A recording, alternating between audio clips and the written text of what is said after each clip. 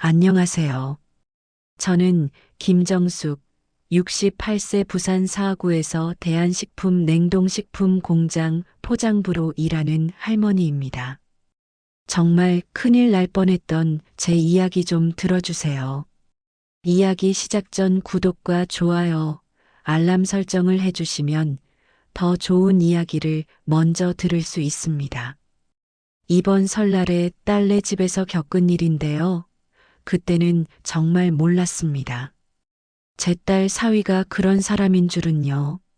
아니, 제 딸이 그렇게 변해버렸다는 것도요.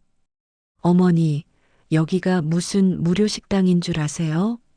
사위 박준혁의 차가운 목소리가 설날 밤 10시 온 집안에 울려 퍼졌습니다. 새벽부터 떡국 끓이고 잡채 만들고 전 부치고 설거지하고 과일 깎고 차 끓여주고 하루 종일 5명 시중 들어놓고 이제 너무 늦어서 하룻밤만 자고 가겠다고 했을 뿐인데 말입니다. 저는 그때 몰랐습니다. 제가 그토록 소중히 키운 딸 서연이가 옆에서 고개만 숙이고 아무 말도 하지 않을 줄은, 그리고 제 인생에서 가장 큰 반전이 기다리고 있을 줄은 말입니다. 사건의 시작은 설날 사흘 전으로 거슬러 올라갑니다. 설을 사흘 앞둔 일요일 새벽 5시 부산 사하구의 한 작은 빌라에서 68세 김정숙은 벌써부터 분주하게 움직이고 있었습니다. 좁은 부엌에서 나는 떡국 재료 냄새와 함께 하루가 시작되었습니다. 아이고, 떡부터 주문해 놔야지. 우리 서연이가 어렸을 때부터 제일 좋아했던 건데. 김정숙은 정성스럽게 떡국용 가래떡을 손질하며 35년 전 어린 딸이 떡국을 맛있게 먹던 모습을 떠올렸습니다. 그때는 가난했지만 행복했었습니다. 남편과 함께 딸 하나 잘 키워보겠다는 마음 하나로 살아왔던 시절이었죠. 냉장고 안에는 며칠 전부터 정성스럽게 준비한 재료들이 가득했습니다. 도라지, 고사리, 시금치, 잡채 재료들과 전 부칠 재료들까지. 비록 혼자 사는 작은 집이지만 가족을 위한 정성만큼은 누구에게도 뒤지지 않았습니다. 특히 이번 설날은 더욱 의미가 깊었습니다. 사위 박준혁이 최근 주식 투자 실패로 힘들어하고 있다는 것을 김정숙도 알고 있었습니다. 딸 서연이가 가끔 전화할 때마다 한숨 섞인 목소리로 엄마, 준혁이 요즘 너무 힘들어해요. 2억 5천이나 날렸대요라고 하던 것이 기억났습니다. 사실 사위와는 처음부터 사이가 좋지 않았습니다. 박준혁은 장모가 냉동식품 공장에서 포장 일을 한다고 생각하며 친구들 앞에서 창피해했고 그 때문에 딸 서연이와도 관계가 예전 같지 않았습니다. 명절 때나 되어야 딸과 함께 하룻밤이라도 보낼 수 있는 것이 김정숙에게는 1년 중 가장 소중한 시간이었습니다. 그래서 이번 설날은 더욱 맛있는 음식을 해서 가족들에게 위안이 되어주고 싶었습니다. 오전 8시 김정숙은 평소와 같이 대한식품 공장으로 출근했습니다. 버스를 2번 갈아타고 1시간을 이동하는 길은 8년째 변함없는 일상이었습니다.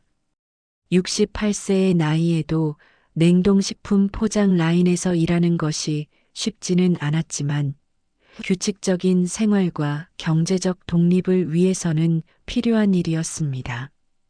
정숙 언니, 오늘도 일찍 오셨네요. 65세의 동료 박미선이 작업장 휴게실에서 반갑게 인사했습니다. 김정숙보다 3년 먼저 입사한 선배로 서로 비슷한 처지에서 의지하며 지내는 소중한 동료였습니다. 두 사람 모두 남편을 일찍 여의고 혼자 살아가고 있었거든요. 그럼 설날 준비 때문에 새벽부터 떡 손질했어. 늦잠 잘 시간이 어디 있나? 김정숙은 웃으며 대답했습니다. 하지만 그 웃음 뒤에는 깊은 피로가 숨어 있었습니다. 나이가 들수록 체력적으로 버거워지는 것을 느끼고 있었거든요. 참 대단해. 나 같으면 배달 음식 시켜서 대충 할 텐데. 박미선이 감탄하며 말했습니다. 하지만 김정숙에게는 그럴 수 없는 이유가 있었습니다. 평생 성실하게 살아온 습관도 있었지만 무엇보다 딸에 대한 사랑이 그 바탕에 있었습니다. 점심시간 직원 식당에서 박미선이 조심스럽게 물었습니다. 언니, 요즘 좀 피곤해 보여. 괜찮아? 최근 김정숙의 얼굴색이 예전 같지 않다는 것을 눈치챈 것입니다. 나이가 나이인데 뭐. 그런데 지난주에 병원 갔더니 의사 선생님이 간 수치가 조금 높다고 하더라고. 정밀 검사해 보자고 하던데. 김정숙이 담담하게 말했습니다. 사실 조금 걱정이 되긴 했지만 큰일은 아닐 거라고 생각하고 있었습니다. 아이고, 그럼 꼭 정밀 검사 받아봐. 나이 들면 이런저런 문제가 생기는 법이지만 그래도 몸이 제일 중요하잖아. 박미선이 진심 어린 조언을 해주었습니다. 가족 같은 동료가 있다는 것이 김정숙에게는 큰 위안이 되었습니다. 오후에는 냉동만두 포장 라인을 점검하는 일이 있었습니다. 대한식품의 냉동만두는 특히 까다로운 위생검사를 거쳐야 했습니다. 김정숙은 8년 동안 이 일을 하면서 어떤 부분을 특히 신경 써야 하는지 잘 알고 있었습니다. 작업을 하며 김정숙은 문득 예전 일들을 떠올렸습니다. 젊었을 때는 정말 다양한 일을 했었습니다.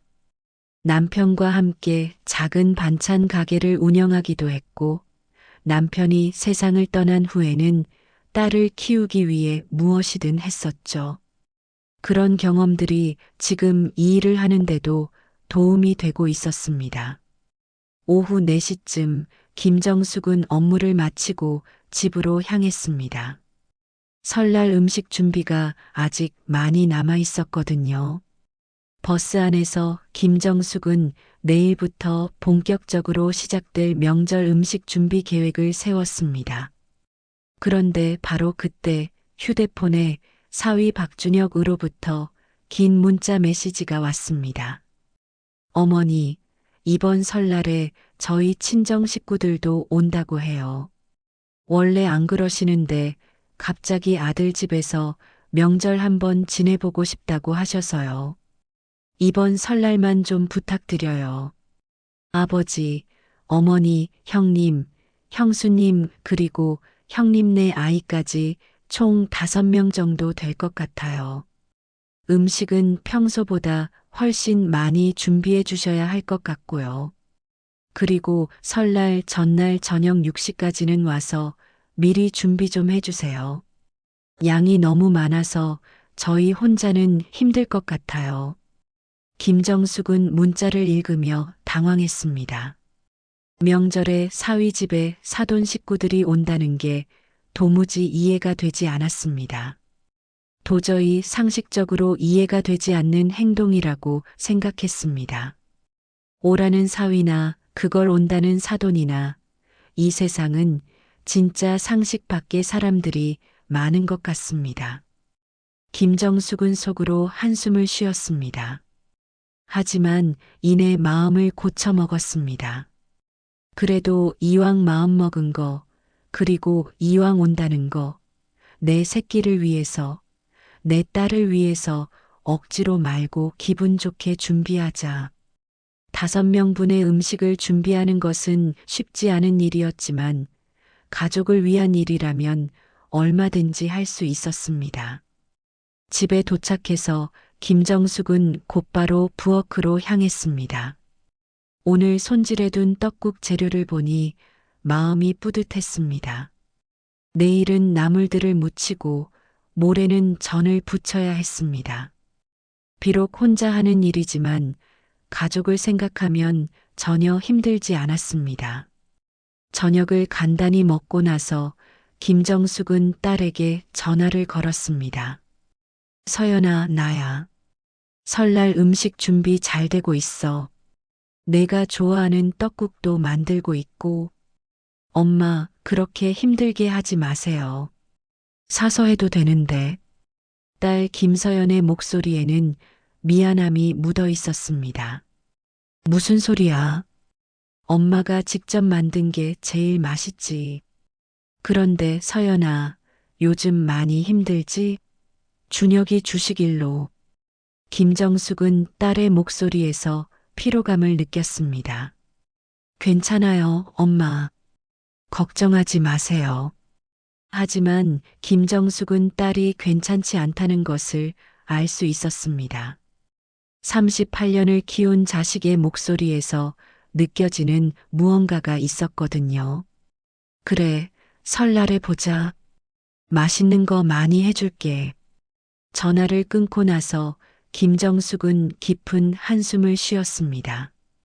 딸이 힘들어하는 모습을 보는 것이 가장 마음 아픈 일이었습니다. 하지만 지금 당장 도와줄 수 있는 방법이 없다는 것이 더욱 안타까웠습니다. 그날 밤 김정숙은 늦은 시간까지 설날 준비를 계속했습니다. 나물을 다듬고 내일 쓸 재료들을 준비하며 시간을 보냈습니다. 68세의 나이에는 분명 무리가 되는 일이었지만 가족에 대한 사랑이 그 모든 피로를 이겨낼 힘을 주었습니다. 하지만 김정숙은 아직 몰랐습니다. 자신이 그토록 정성스럽게 준비한 이번 설날이 인생에서 가장 큰 시련이 될 것이라는 사실을, 그리고 그 시련 속에서 놀라운 반전이 기다리고 있다는 것을 말입니다. 드디어 설날 전날이 밝았습니다. 김정숙은 사위가 요청한 대로 저녁 6시까지 딸네 집에 도착했습니다. 서울 강남의 아파트까지 가는 길은 부산에서 KTX를 타고 3시간, 그리고 지하철을 갈아타는 여정이었습니다. 큰 가방 2개에 정성스럽게 준비한 음식 재료들을 가득 담아왔습니다. 어머니, 오셨어요? 박준혁이 현관문을 열어주었습니다. 하지만 그의 표정에는 반가움보다는 일꾼이 왔구나 하는 기색이 역력했습니다. 그래, 일찍 왔어. 음식 준비할 게 많다고 해서. 네, 그럼 빨리 준비 시작해 주세요. 내일 아침 일찍 저희 부모님이랑 형님네 가족들이 오시거든요. 박준혁의 목소리에는 아침 인사도 없이 바로 업무 지시를 하는 차가움이 묻어 있었습니다. 김정숙은 마음 한편이 서늘해졌지만 딸을 위해 참기로 했습니다. 서연아, 어디 있니? 엄마 여기 있어요. 딸 김서연이 안방에서 나왔습니다. 하지만 어머니와 눈을 제대로 마주치지 못하고 시선을 피했습니다. 그날 저녁부터 다음 날 밤까지 김정숙의 긴 고행이 시작되었습니다. 설날 아침 새벽 5시, 김정숙은 잠도 제대로 못 자고 일어나 부엌으로 향했습니다. 5명분의 아침 준비를 시작해야 했으니까요. 떡국을 끓이고 나물을 무치고 전을 부치고 잡채를 볶았습니다. 오전 9시 박준혁의 아버지 박동철과 그의 큰아들, 며느리 등 친정 식구 5명이 도착했습니다. 안녕하세요, 사돈. 김정숙이 정중하게 인사했습니다. 하지만 박동철은 김정숙을 위아래로 훑어보며 무언가 평가하는 듯한 시선을 보냈습니다. 아, 네. 수고하십니다. 짧고 건조한 대답이었습니다. 마치 식당 직원에게 하는 인사 같았습니다. 점심시간이 되자 모든 가족들이 상에 둘러앉았습니다. 김정숙이 정성껏 준비한 음식들이 상을 가득 채웠습니다. 하지만 박준혁의 친정 식구들의 반응은 기대와 달랐습니다. 아버님, 이 나물 좀 짜지 않아요? 박준혁의 형수가 첫 번째로 불만을 제기했습니다. 아, 그래요? 제가 간을 약하게 해달라고 말씀드렸는데, 박준혁이 김정숙을 보며 말했습니다. 김정숙은 평소보다 간을 훨씬 약하게 했는데도 불만이 나온 것에 속이 상했지만 참았습니다. 이때 김정숙은 딸 서연이를 바라봤지만 딸은 난처한 표정만 보일 뿐 아무 말도 하지 않았습니다. 그 순간 김정숙의 머릿속에 딸이 예전에 했던 말이 떠올랐습니다. 엄마, 나 준혁이 진짜 사랑해요. 준혁이는 정말 똑똑하고 능력 있는 남자예요. 엄마가 좋아해 주시면 정말 고마울 거예요. 그 말을 생각하며 김정숙은 억지로라도 참기로 했습니다. 딸의 행복을 위해서라면 이 정도 참을 수 있다고 생각했습니다. 사돈, 이전도 기름이 너무 많이 들어간 것 같은데요. 이번에는 박동철이 말했습니다. 김정숙은 기름을 최대한 적게 썼는데도 이런 말을 듣자 속에서 화가 치밀어 올랐지만 그저 작은 미소로 넘겼습니다. 준혁아, 다음부터는 좀 더 신경 써서 해달라고 해야겠구나. 박동철이 아들에게 속삭였습니다. 하지만 그 목소리는 김정숙에게도 들릴 정도로 컸습니다. 김정숙은 점점 분노가 쌓여갔지만 표정 관리를 했습니다. 하지만 속으로는 이것들이 감히 라는 생각이 들기 시작했습니다. 점심 후 설거지는 당연히 김정숙의 몫이었습니다. 5명이 먹은 그릇들이 산더미처럼 쌓여 있었습니다. 어머니, 설거지도 부탁드려요. 저는 가족들과 이야기할 게 있어서요. 박준혁이 말하며 거실로 가버렸습니다. 김정숙은 혼자서 묵묵히 설거지를 시작했습니다. 오후에는 또 다른 시련이 기다리고 있었습니다. 박준혁의 친정 식구들이 집안 곳곳을 구경하며 품평을 늘어놓기 시작한 것입니다. 준혁아, 집이 좀 좁지 않니? 그래도 강남이라서 괜찮습니다, 아버지. 화장실이 하나뿐이네. 사람 많을 때는 불편하겠어. 이런 대화들이 김정숙의 귀에도 들렸습니다. 마치 자신이 민폐가 되는 것 같은 기분이 들었습니다.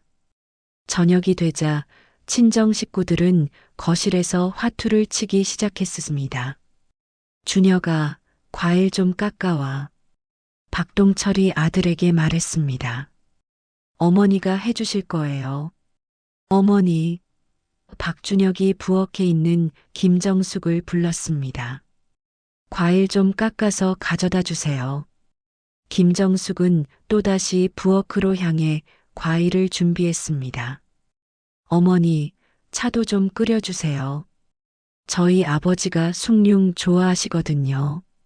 물도 좀 갈아주시고 과자도 좀 더 가져다 주세요. 화투를 치는 동안 끊임없이 이것저것 요구사항들이 이어졌습니다.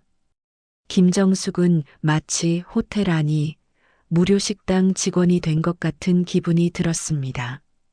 밤 9시가 넘어서야 모든 일이 끝났습니다.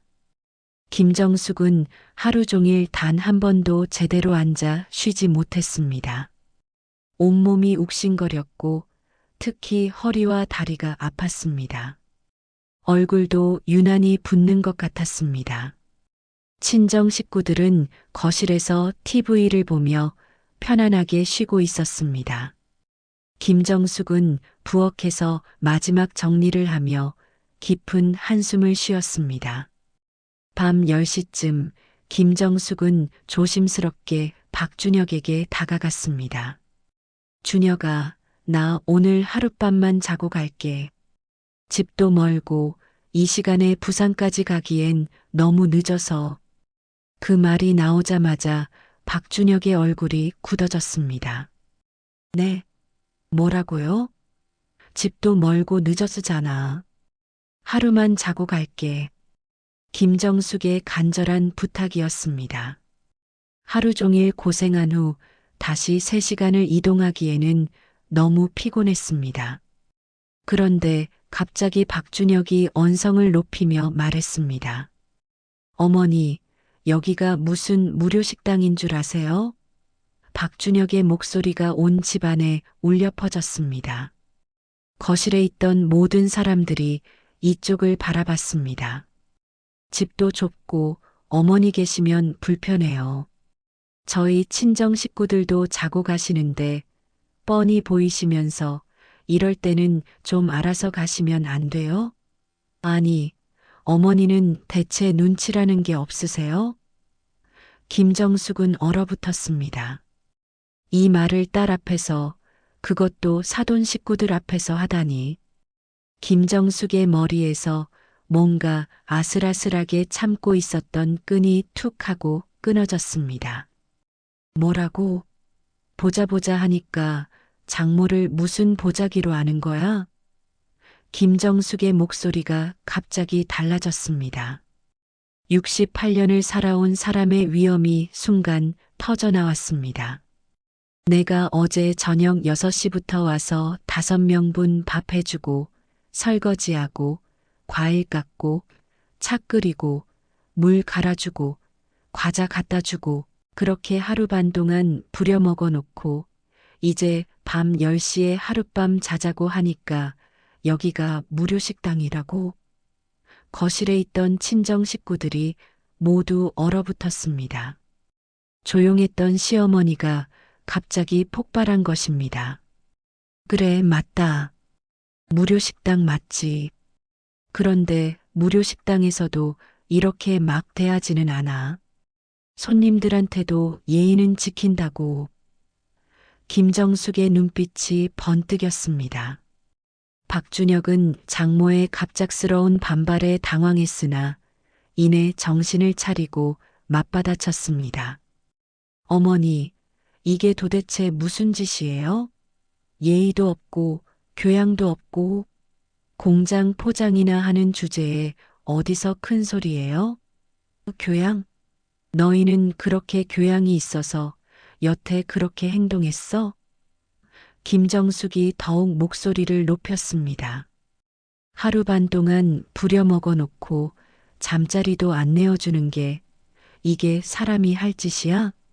아무리 내가 공장에서 포장 일한다고 해도 아무리 너희들이 잘났다고 해도 이건 아니잖아. 서연아. 김정숙이 지금까지 아무 말 없던 딸을 불렀습니다. 너는 왜 가만히 있니? 내 엄마가 이렇게 당하는데. 딸 김서연은 어쩔 줄 몰라 하며 눈물만 흘릴 뿐이었습니다. 엄마 미안해요, 나도. 됐어. 나 당장 나갈게. 김정숙이 가방을 챙기며 현관으로 향했습니다. 그래, 가세요. 다시는 오지 마세요. 박준혁이 뒤에서 소리쳤습니다. 김정숙은 현관문을 박차고 나서며 마지막으로 한마디를 남겼습니다. 오냐, 그래. 내가 당장 나가주마. 그리고 내 한마디만 할게. 너희들 절대 후회하지 마. 그 목소리에는 깊은 실망과 분노가 섞여 있었습니다. 그리고 무언가 다른 의미가 담겨 있었습니다. 박준혁은 그때 몰랐습니다. 자신이 방금 한 그 한마디가 얼마나 큰 실수였는지, 그리고 이것이 상상할 수 없는 결과를 불러올 것이라는 사실을 말입니다. 밤 10시 30분, 김정숙은 아파트 단지 밖으로 나왔습니다. 차가운 1월의 바람이 얼굴을 스쳤지만 오히려 마음이 조금 진정되는 것 같았습니다. 휴대폰을 꺼내 한 번호를 눌렀습니다. 예, 회장님. 지금 좀 힘든 상황입니다. 여기로 와주세요. 짧은 통화를 마친 후 김정숙은 정처 없이 아파트 단지 주변을 걷기 시작했습니다. 30분쯤 지났을까? 검은색 제네시스 G90이 조용히 아파트 단지 앞에 멈춰섰습니다. 차에서 양복을 단정히 차려입은 남자가 내려와 김정숙에게 다가왔습니다. 죄송합니다, 다 회장님. 늦었습니다.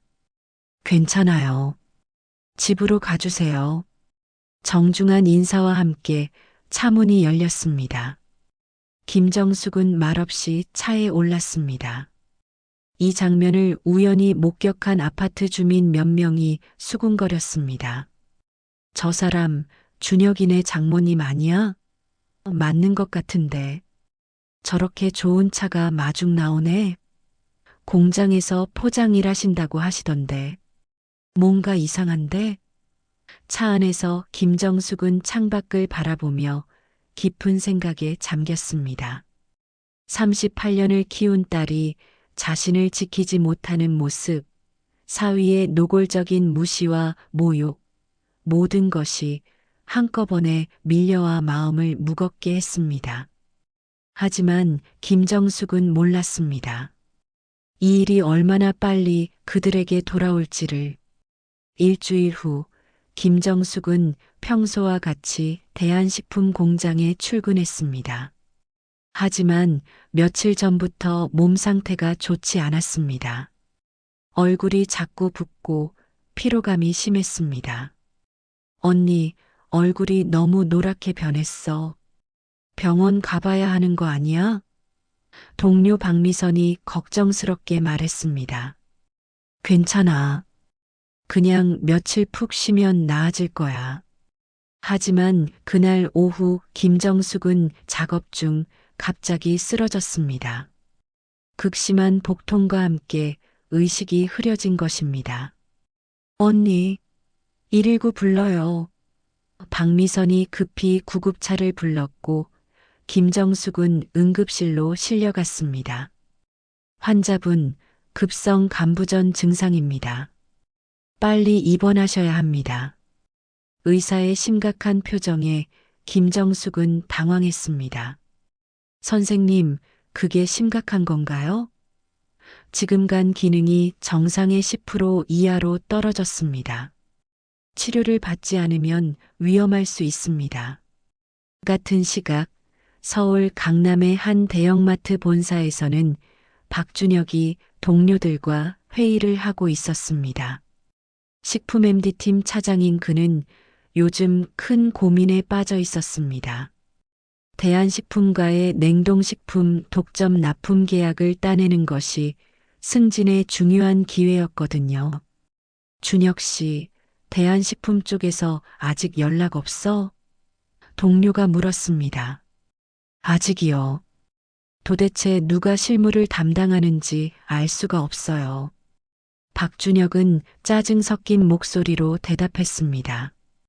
이 계약은 연간 수십억 원 규모의 대형 프로젝트였고 성사되면 그의 경력에 획기적인 전환점이 될 수 있었습니다.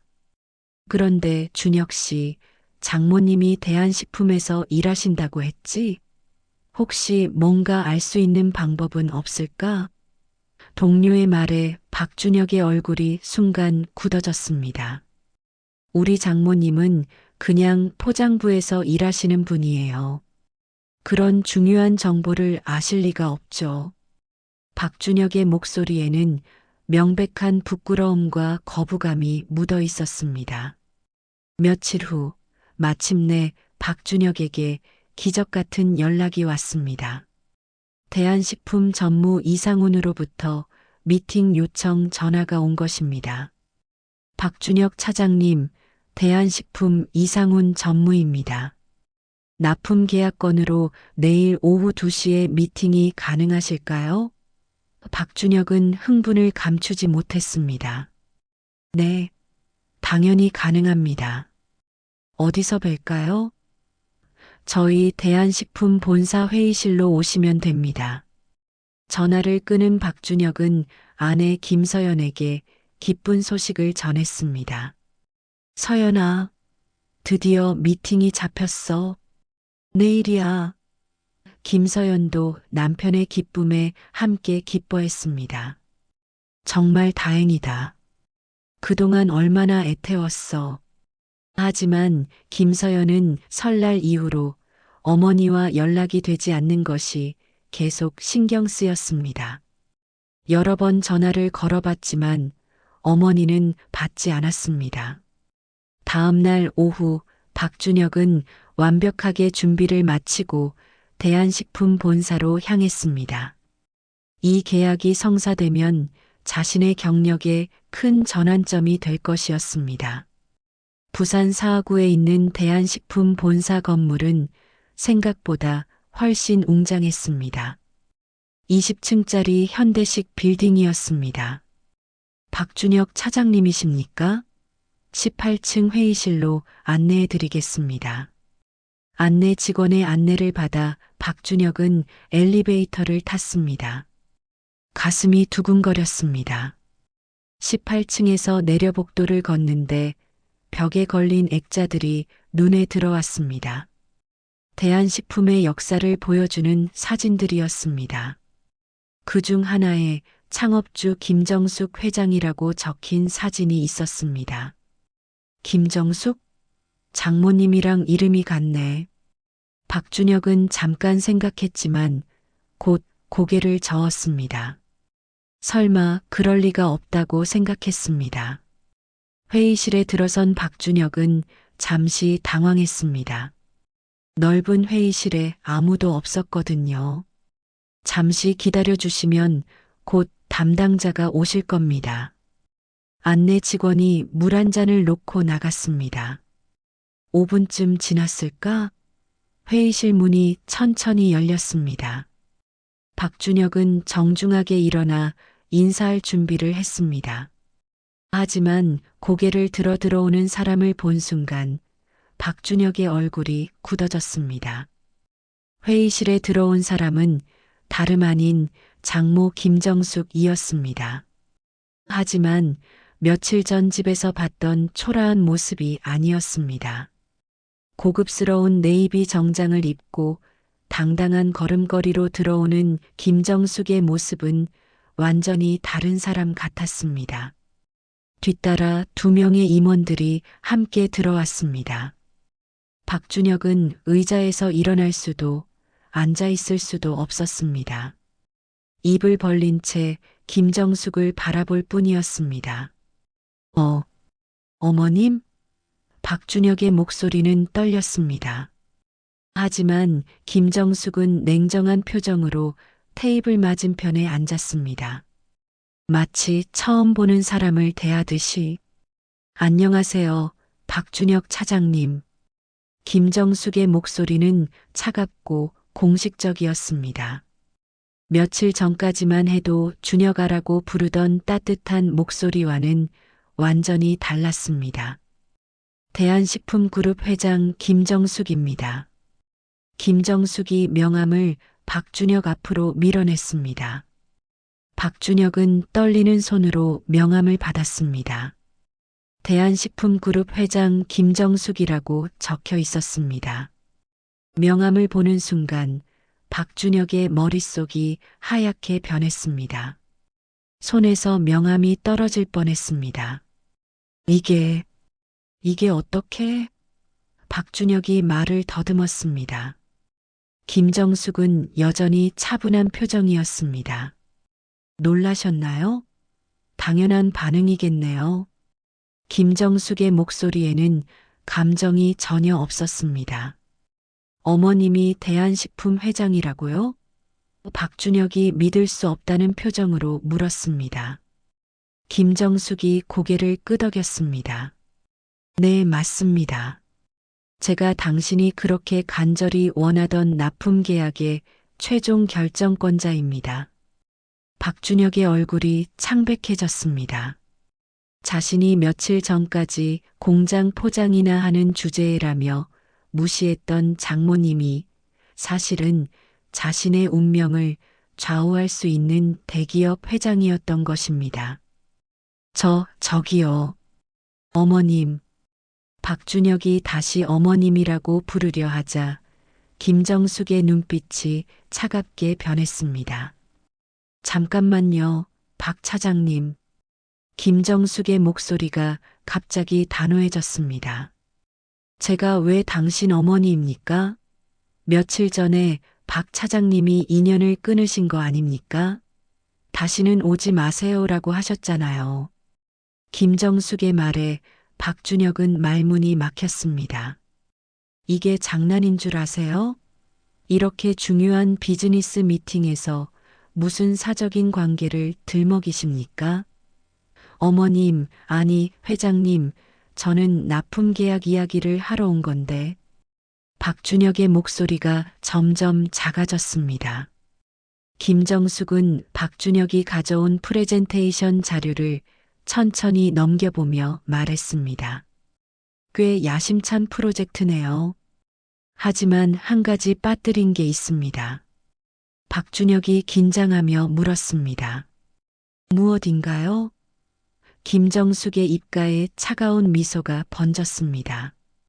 인격과 품성을 갖춘 사람이 운영하는 회사인지 확인하는 절차 말입니다.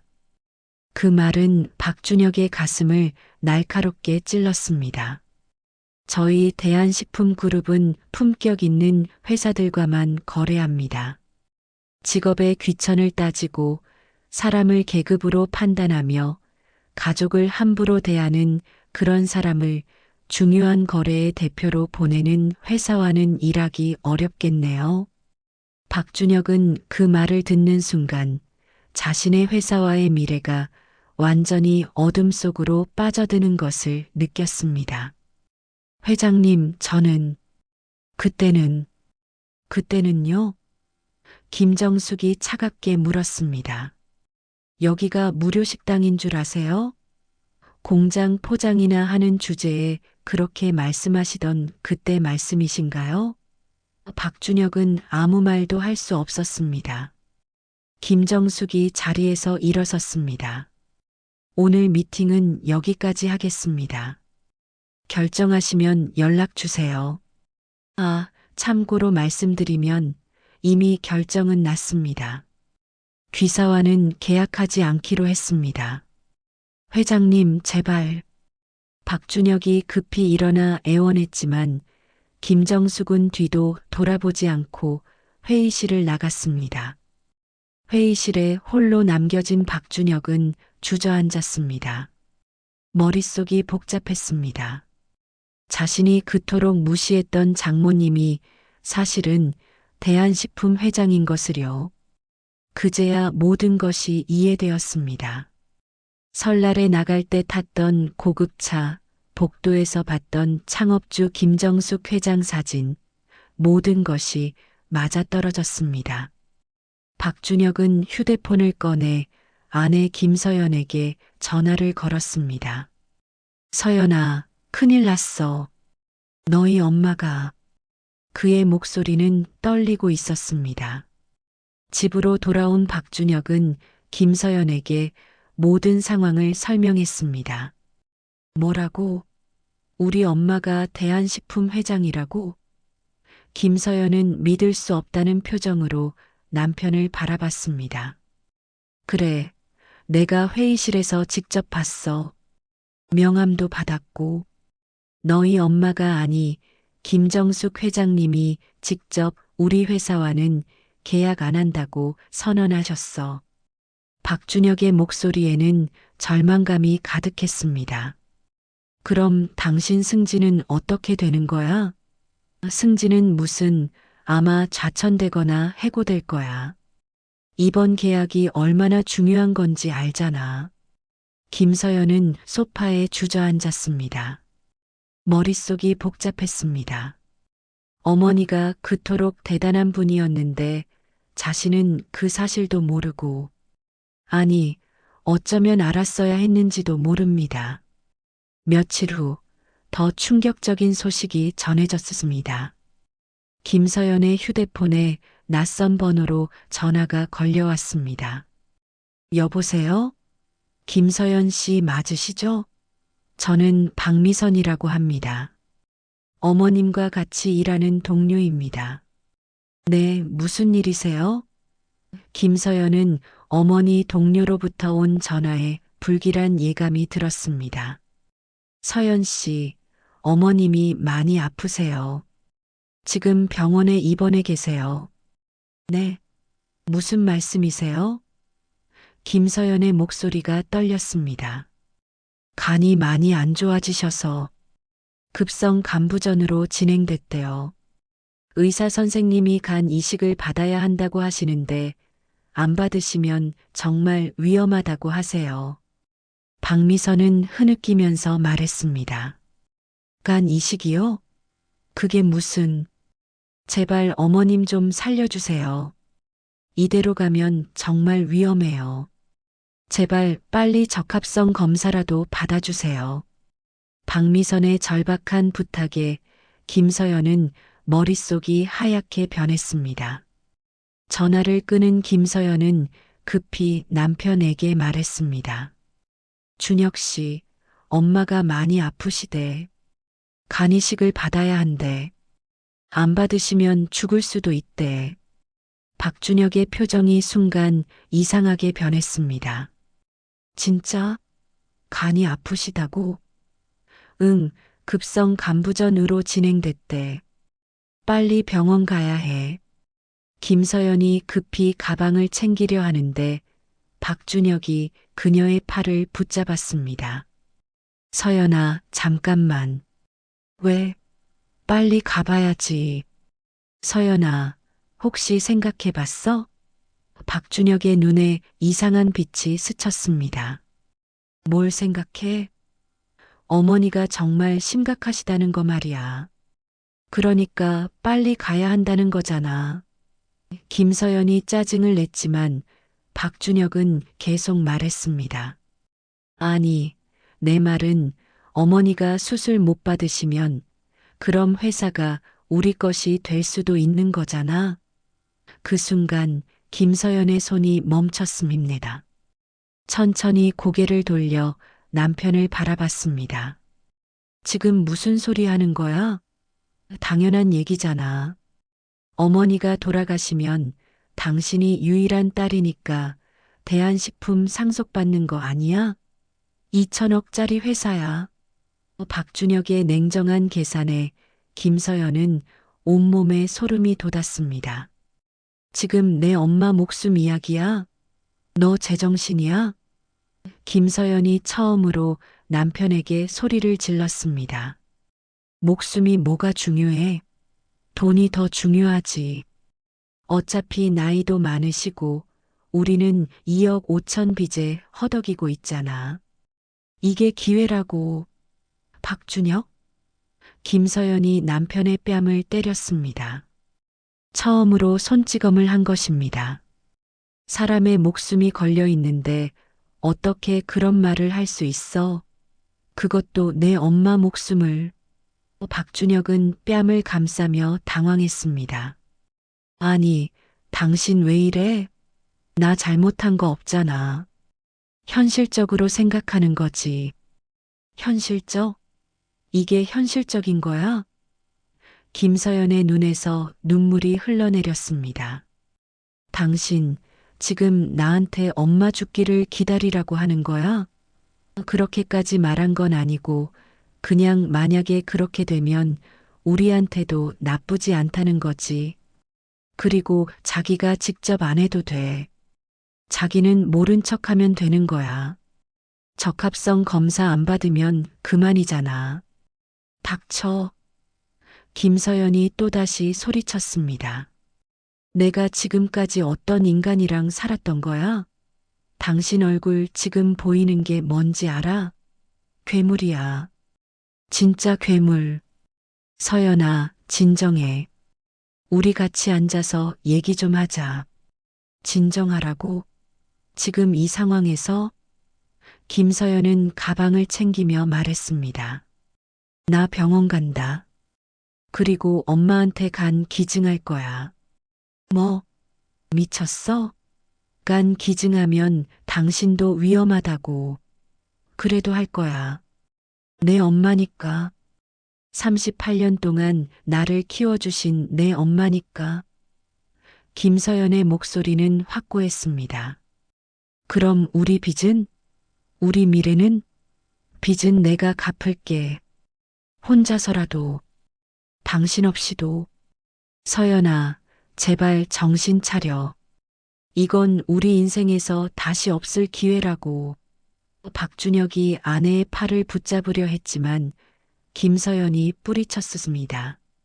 박준혁, 나 지금 내 모습 보면서 진짜 토할 것 같아. 역겨워.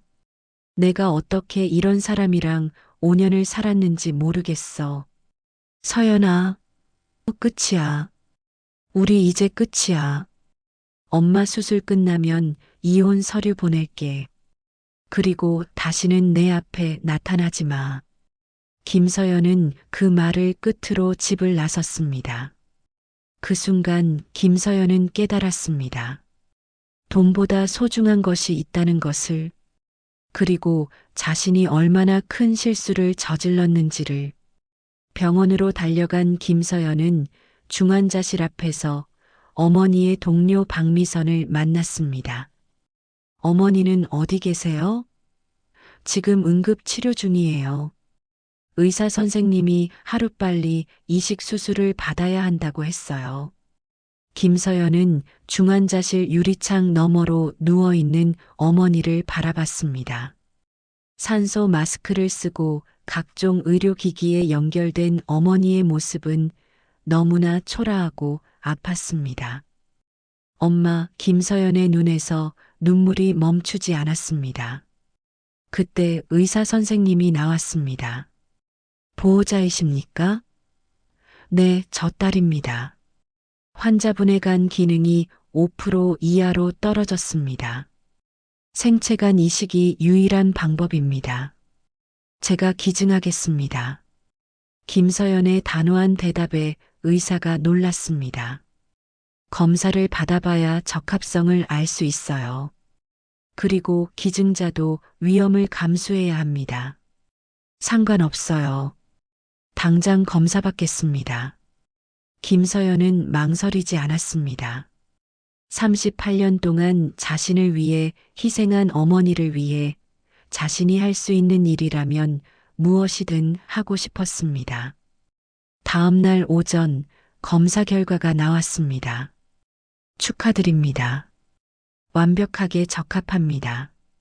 HLA 조직 적합성이 거의 100%에 가까워요. 김서연은 안도의 한숨을 쉬었습니다. 그날 오후 김정숙이 잠시 의식을 되찾았습니다. 김서연은 급히 중환자실로 들어갔습니다. 엄마, 서연아, 왜 여기에? 김정숙은 희미한 목소리로 대답했습니다. 엄마, 제가 간 기증하기로 했어요. 김정숙의 눈이 커졌습니다. 뭐라고? 그런 위험한 일을 결정했다고? 엄마, 저 때문에 엄마가 이렇게 된 거예요. 설날에 그 일로 스트레스 받으셔서 더 심해진 거잖아요. 김서연의 눈에서 눈물이 흘러내렸습니다. 엄마, 정말 죄송해요. 제가 그동안 얼마나 못된 딸이었는지 이제 깨달았어요. 38년 동안 저를 위해 희생하신 엄마를 그렇게 대했다니 정말 미안해요. 김정숙도 눈물을 흘렸습니다. 서연아, 괜찮다. 내가 이렇게 와준 것만으로도 엄마는 행복해. 아니에요, 엄마. 제가 진짜 바보였어요. 준혁이가 엄마한테 그렇게 말하는데도 한마디 못했던 제 자신이 너무 한심해요. 김서연이 어머니의 손을 꼭 잡았습니다. 서연아, 엄마도 미안해. 내 신분을 숨기고 살아서. 엄마, 그런 말씀 마세요. 엄마가 잘못한 게 없어요. 제가 제가 잘못한 거예요. 그런데 서연아, 준혁이는 어떻게 됐어? 김정숙이 조심스럽게 물었습니다. 김서연은 잠시 망설이다가 대답했습니다. 헤어지기로 했어요, 엄마. 김정숙은 딸을 바라봤습니다. 괜찮겠니? 네, 괜찮아요. 이제야 정신 차렸어요. 진짜 중요한 게 뭔지 알았어요. 이틀 후 수술 당일이 되었습니다. 김서영과 김정숙은 나란히 수술실로 들어갔습니다. 수술실 앞에서 박미선이 기도하고 있었습니다. 대한식품 임직원들도 회장님의 수술 소식을 듣고 병원으로 몰려왔습니다. 6시간에 걸친 대수술이 끝났습니다. 집도이가 수술실에서 나와 엄지손가락을 세웠습니다. 수술 성공입니다. 그 순간 대기실에 있던 모든 사람들이 환호했습니다. 한 달 후 김정숙과 김서연은 모두 회복되어 퇴원했습니다. 김서연은 어머니 곁에서 회복 과정을 함께 했습니다. 그리고 어머니로부터 대한식품의 역사와 경영 철학을 배우기 시작했습니다. 엄마, 이제 회사 일 가르쳐 주세요. 정말로 배우고 싶어요. 정말이니? 네. 밑바닥부터 배우고 싶어요. 엄마가 어떻게 이 모든 걸 만드셨는지 알고 싶어요. 김정숙은 딸의 진심을 느꼈습니다. 그래, 포장 라인부터 시작해라. 진짜 일이 뭔지 알아야 해. 한편 박준혁의 상황은 급격히 악화되고 있었습니다. 대한식품과의 계약이 완전히 파기된 후 회사에서는 그를 즉시 해고했습니다. 박 차장, 이번 계약 실패로 회사가 큰 손실을 입었습니다. 더 이상 함께 일할 수 없겠습니다. 상사의 차가운 통보에 박준혁은 절망했습니다. 하지만 2억 5천의 빚과 높은 생활 수준에 익숙해진 그는 곧바로 다른 직장을 구할 수 없었습니다. 40대 중반의 나이에 경력은 화려했지만 최근의 실패 기록 때문에 어느 회사도 그를 원하지 않았습니다. 몇 달이 지나면서 박준혁의 경제적 상황은 파탄 상태가 되었습니다. 강남의 아파트는 경매로 넘어갔고 결국 고시원으로 이사를 갔습니다. 그것도 몇 개월 못 가서 월세를 밀리게 되었습니다. 박 씨, 월세 2개월 밀렸어요. 이번 주 안에 안 내면 나가셔야 해요. 집주인의 최후 통첩에 박준혁은 더 이상 버틸 곳이 없었습니다. 마침내 박준혁은 편의점 야간 알바를 시작했습니다. 시급 9,860원. 하루 8시간 일해도 겨우 7만 원 남짓한 수입이었습니다. 첫 출근 날 박준혁은 편의점 유니폼을 입고 카운터 앞에 섰습니다. 한때 명함에 차장이라는 직함을 달았던 자신이 이제는 편의점 알바생이 된 것입니다. 아저씨, 담배 한 감. 손님의 반말에도 네, 손님. 어떤 걸로 드릴까요? 라고 대답해야 했습니다. 어느 날 밤 11시 한산한 시간대에 박준혁은 편의점 TV를 켰습니다. 뉴스가 나오고 있었습니다. 대한식품그룹 김정숙 회장이 설립한 나눔밥상 재단이 어려운 근로자들을 위한 장학금 지원을 시작했습니다. 화면 속 김정숙은 품격 있는 정장을 입고 기자회견장에서 말하고 있었습니다. 모든 일하는 사람은 존중받을 가치가 있습니다. 직업에 귀천은 없습니다. 정직하게 일하는 사람이 가장 아름다운 사람입니다. 박준혁은 편의점 카운터 앞에서 그 모습을 멍하니 바라봤습니다. 바로 그때 손님이 들어왔습니다. 아저씨, 저분이 누구세요? 뉴스에 나오시네. 편의점 단골 손님이 TV를 가리키며 물었습니다. 박준혁은 잠시 망설이다가 대답했습니다. 제, 제 장모님이요. 네, 저 유명한 회장님이 장모님이라고요? 그럼 왜 여기서 알바를? 손님의 놀란 표정에 박준혁은 고개를 숙였습니다. 제가 바보였어요. 정말 큰 실수를 했어요. 박준혁의 눈에서 뜨거운 눈물이 흘러내렸습니다. 그제야 장모님이 했던 일의 소중함을 깨달았지만 이미 늦었습니다. 그가 공장 포장이나 하는 주제라고 무시했던 그 일들이 사실은 얼마나 정직하고 가치 있는 노동이었는지, 그리고 무료 식당이라고 조롱했던 그 헌신이 얼마나 큰 사랑이었는지, TV 속 김정숙은 계속 말하고 있었습니다. 저는 68세의 나이에도 공장에서 일했습니다.